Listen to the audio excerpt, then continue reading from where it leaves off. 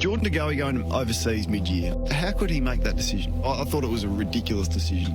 You've got to trust some people at some stage. I mean, you can't just not trust him for the rest of his career. What's the point of that? You are assuming that Jordan De Goey is the stupidest person that we have ever seen enjoy an AFL contract. Because if he ever does it again, it is ta-da. Collingwood is tonight adamant it has no issues with Jordan De Goey's behaviour after videos posted to social media show what appears to be the 26-year-old making crude gestures. It is a stupid thing for Jordan De Goey to do at this stage of his career. I'm staggered the club let him go. That's the stupidest decision I've ever seen a football club make. You've made your bed, Collingwood, you're idiots. Said it's not a hanging thing, but he's got to understand there are standards and there are levels as just a person, not a footballer, that you do anywhere in public. I want to openly address the relentless pursuit and persecution of athletes by the media to create an uneducated, biased and ill-informed narrative that has gone too far. You don't hold your players' hands like they're preschool kids. Geordie has to take responsibility for the position that he has put himself in and the club in. I think he's unrecruitable. No club with a straight face could explain to their senior players why you'd be offering $1 million to lure De Goey. He's a Collingwood problem, and today he's a Collingwood responsibility. Jordan De Goey dominates the program tonight. Good evening, welcome to Footy Classified. Let's dive straight in. Football's First Lady Caroline Wilson is with us. The man who's led this story and the opinion surrounding it, Kane Corns, a 300-gamer and a five-time All-Australian in Matthew Lloyd. We start with De Goey. The news today is revealed by Michael Gleeson in The Age that Collingwood Caro have withdrawn a 2-year contract offer, circa $800,000 a year, and he is now back in football limbo without seemingly a contract offer from Collingwood and maybe not anyone else. Talk of 5-year deals from elsewhere. St Kilda have denied that they are one club that have offered Jordan De Goey a 5-year deal, but in the short term, and Collingwood and Michael Gleeson stressed this, has not sacked Jordan De Goey, but clearly, as was predicted over the weekend, his value has diminished as a result of his behaviour in Bali, and Collingwood has not yet reached a final decision, Kane, on how they're going to punish Jordan De Goey. It's sort of emerged today that his plane coming back was not due, I think, to come back until early today or late last night. Plane delayed, didn't turn up at training today. I think might have spoken to the coach, but has certainly not met with the leadership group or the senior executive of the club. That will happen tomorrow morning. AFL keeping it, they're all at an off-site executive meeting out of town, but they are keeping a close eye on this. And I felt yesterday, Craig, that he would not be suspended. Collingwood are telling me they're not ruling out suspension for Jordan De Goey. The tempo has shifted on this one in the last 24 hours? I think, do you know what I think has happened? I mean, 2 or 3 days ago, Collingwood were defending Jordan De Goey, even after the video came out. Things have changed at that football club in recent days, and the personnel at that football club. You've got Nadine Rabar from the AFL, who has joined Collingwood today, day one, as a senior corporate and media executive with very strong views on these things, I'm told.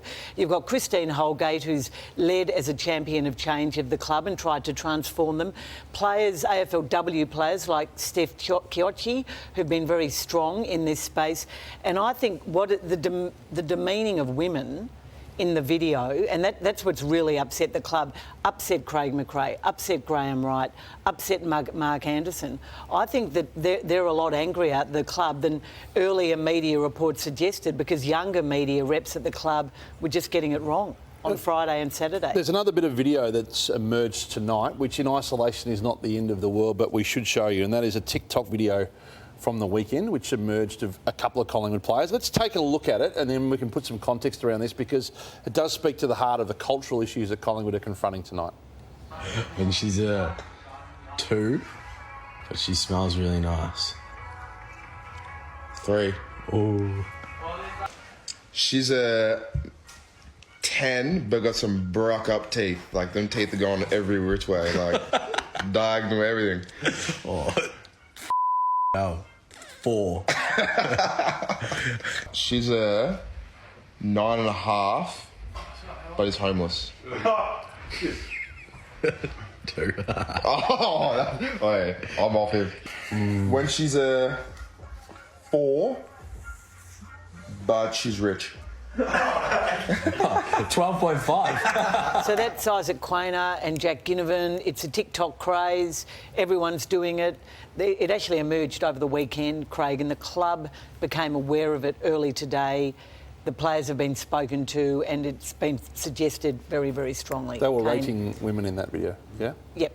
And well, you saw what they were doing. Yep. And the club told them to take it down, and they've taken it down. It's embarrassing to watch, isn't it? You're cringing just watching it. Obviously, they'll learn from that, those two, and I'm not sure what the ramifications will be, but it's embarrassing. What I find staggering with the Jordan De Goey one, so we were going on radio on Friday night, and it first came about. Why wouldn't he have come home?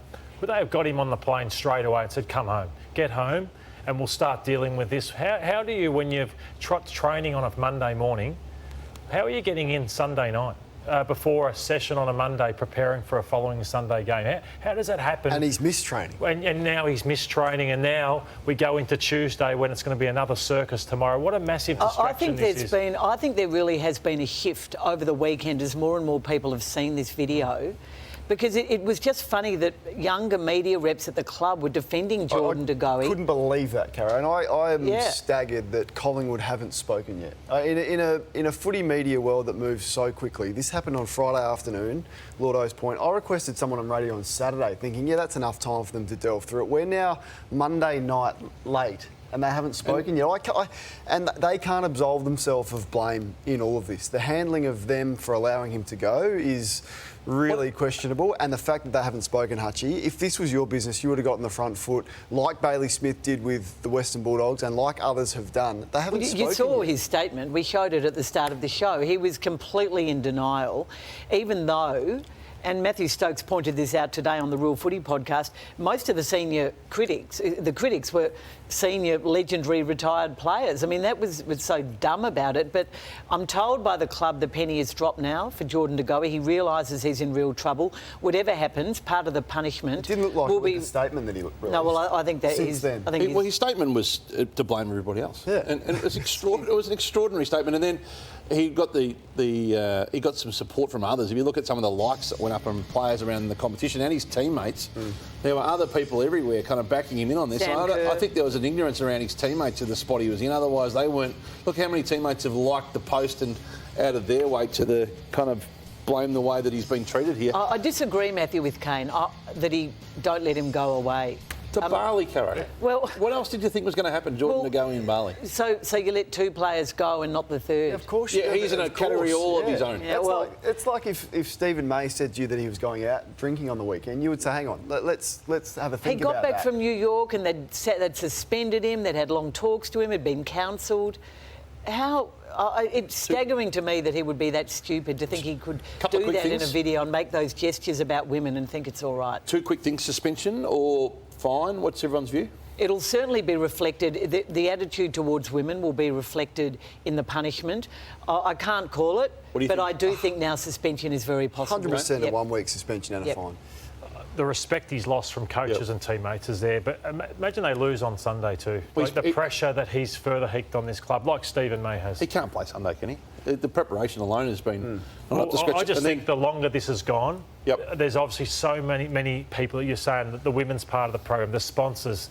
I think this is maybe taking longer than we think because there's a lot of more people who want to say it sounds like there are a lot of stakeholders in this. And the last one, it was said today, I think Gerard Whateley said that no one else could take him at the moment. Where do you sit on that? Well, I agree with currency. Yeah, I agree with Gerard that no one's going to take him at the figure that he wants. But I mean, Brad Crouch has found a new home at St Kilda. Tyson Stengel certainly, back Harley Bennell find a couple of clubs since the issues that he went through. So someone will be tipped into him, but Lordy, it won't be at the figure that his playing ability probably warrants. We may well see that weekend might have cost him 6 figures with his contract, and we may well see the biggest in terms of clauses in a contract that we've ever seen in terms of you can be sacked or lose money. Did Jake Carlisle have his redone in terms of he lost money, clauses? So I think that's what might be in Jordan's.